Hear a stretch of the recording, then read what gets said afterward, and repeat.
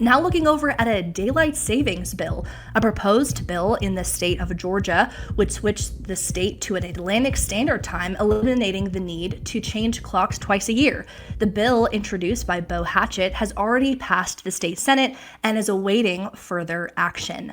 The Center Square's reporter, Kim Jarret, is here with us today to break this down a little bit more and explain the various sides to this story. Kim, thanks so much for joining us today. Hi, Esther. Thank you so much. It's a very interesting bill. House Bill 154 started out as a bill regulating ambulance services, and it was amended in the Senate by Bo Hatchett to become a bill about moving Georgia to Atlantic Standard Time. Now, if you know anything about time zones, I'm kind of a geek. I like to know what time it is in whatever area I'm not in.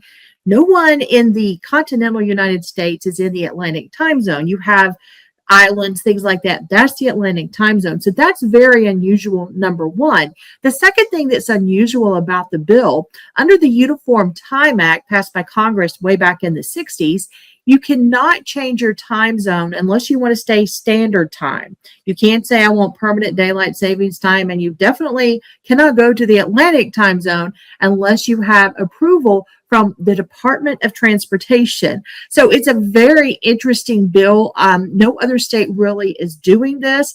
Other states, and Georgia did this a few years ago, they've petitioned to go back to daylight savings time. You have some states wanting to stay at standard time, including Tennessee, but no other states have said, hey, let's go to Atlantic time. Yeah. And we have a clip here showing, Bo Hatchett, who says that this bill would essentially bypass congressional approval for a year-round daylight savings time, and this law would invoke, allowing states to appeal to the U.S. Department of Transportation, specifically with this state. Here's Bo talking about it. This bill allows us to achieve daylight savings time year-round without having to get congressional approval. What this bill does is allows us to go straight to the Department of Transportation to petition that Georgia actually move from the Eastern time zone into the Atlantic time zone. This law is already allowed by federal law, and the department will consider what's called the Convenience of Commerce standard.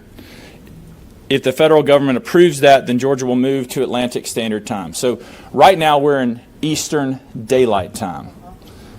A lot of people think we're always in Eastern Standard Time, but we're not. Eastern Daylight Time. Eastern Daylight Time is the exact clock as Atlantic Standard Time is. So if we switch to Atlantic Standard Time, you won't notice a difference for the 7 months of the year that we're in daylight savings, but in the winter months, we'll be an hour ahead. So, Kim, from this video, what is your reaction to it? And could you talk a little bit more about the supporters? How is this Atlantic Standard Time going to affect quality of life? What are those in favor of this bill saying? Well, those in favor of the bill, in fact, it was discussed in the committee. Oh, well, this is going to give us an extra hour of daylight. We can do more with our children. Nobody likes it. And here in Georgia, well, I live in Tennessee now, but I'm close to Georgia.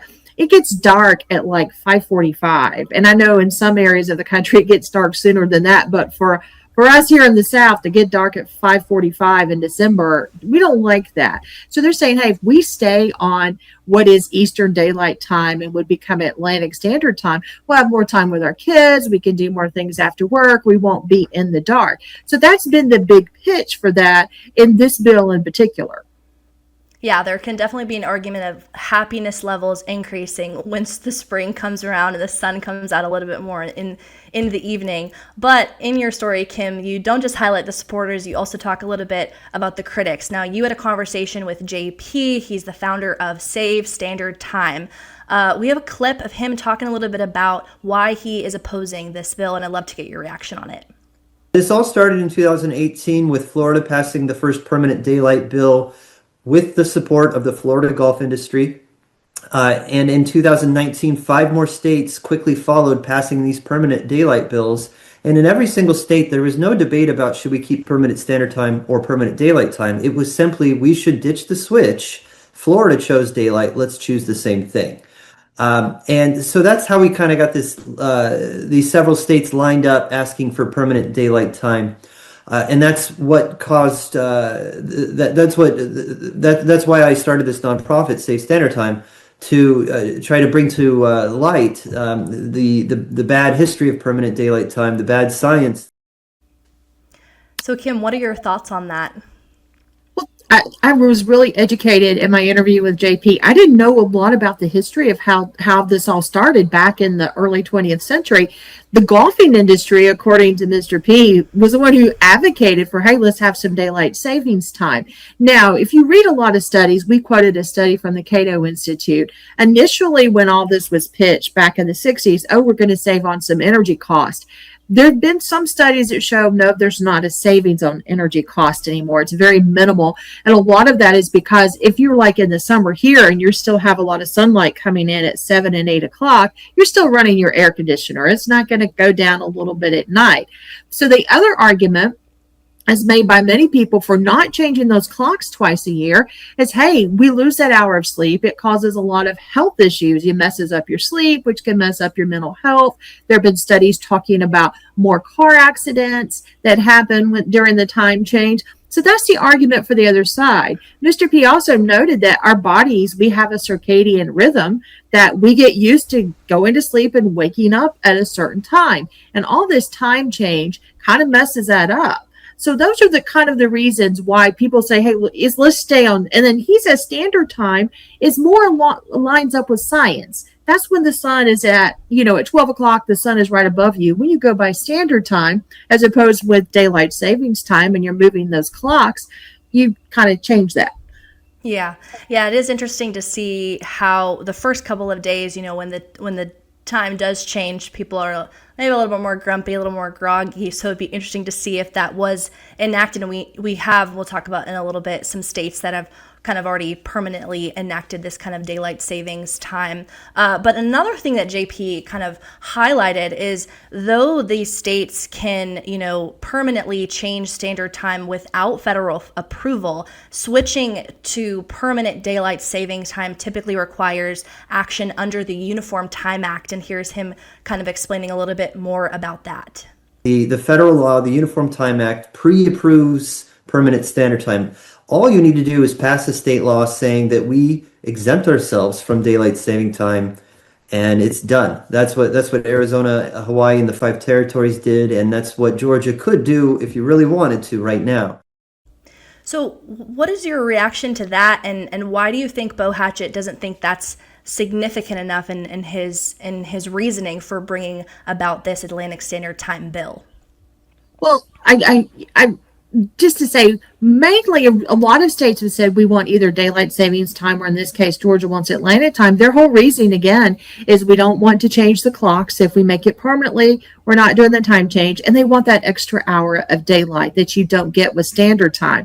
Mr. P says, hey, if you change your clocks permanently to daylight savings time, there are some places where you won't have a sunrise till 8:30, 9 o'clock, which also could affect people like me who are morning people who like to get up with the sunrise. So there's a lot of debate on both sides. We have seen since 2018 in Florida, as he mentioned, that a lot of states said, we want daylight savings time. We're also seeing a trend, as in Tennessee and other states, we want to stay on standard time, which does not require congressional approval. So it's going to be interesting to see if there's going to be a battle, and if Congress gets involved, what will they do? There are some bills in Congress, some to change it permanently to daylight savings time. And there's another bill coming up that would kind of keep it the same, but adjust clocks at 30 minutes and then keep it permanent. So a lot of interesting theories and a lot of interesting arguments out there. Yeah, and even on a national level, we have here showing what the United States looks like when it comes to bills enacting for daylight savings time. In 2024, President Trump indicated that he would consider eliminating daylight savings time. From your perspective, and from seeing how Georgia has reacted to this bill, are we going to see more states follow suit? How much is this going to cost the taxpayer? And, what is that tension going to look like moving forward? Well, in Georgia, tomorrow is the last day of their legislature, and they have tons of bills to get through. So I'm not sure if this bill is going to make it to the House floor. The Rules Committee has not released the agenda for tomorrow, so we will see. It did pass in the Senate with only, I think, 5 dissensions, so it might pass in the House, but then you have to get it to the governor, and then you have to go through the long process of having the Department of Transportation approve it. The Tennessee bill, which I cover Tennessee as well, it hasn't even made it into a committee yet. So it just really depends on each legislature what is going to happen. I'm really unsure. It's going to be up to lawmakers, and then it's going to be up to the Department of Transportation. As far as Congress, they have introduced multiple bills one way or the other ever since the 60s. In fact, one time in 1974, they did have us on permanent daylight savings time, and that just didn't work out. So they very quickly changed it back. So what happens? Who knows? I mean, it's up to the lawmakers, so we'll see. Yeah, absolutely. Kim, thanks so much for following the story. Before I let you go, I'd love to kind of hear some major discussions aside from this daylight savings time that's been going on. You've been following the Georgia legislature, and like you said, they're kind of closing out their session tomorrow. Considering that, what are other major discussions that are happening either today or tomorrow as they kind of finish up for the year? Well, the legislature is taking a break today as they approach that last day. Having covered the legislature since I was in my 20s, and I'm very old now, I'm not going to tell you how long ago that was. The last day of the legislature usually goes to midnight, so it's going to be a very long day. Most of the bills that we are following, as we do at the Center Square, are the taxpayer-related bills. There have been proposals to get on a path to reduce the income tax in Georgia to zero. There have been some questions about how can you do that, because Georgia takes in $16 billion of its annual revenue in income taxes. So there are some plans out there. The Senate proposed a bill. The House didn't put it through committee, but the Senate sponsor wisely put it into a House amendment that didn't have to go through the committee process. Whether the House will take that up tomorrow or not, we don't know. There's also an interesting bill that would cap property taxes at 3%, the increase in property taxes, that is. Cities and counties can only increase them from 3% or at the rate of inflation, whichever is greater. That bill passed the Senate yesterday, has to go back to the House because it was amended.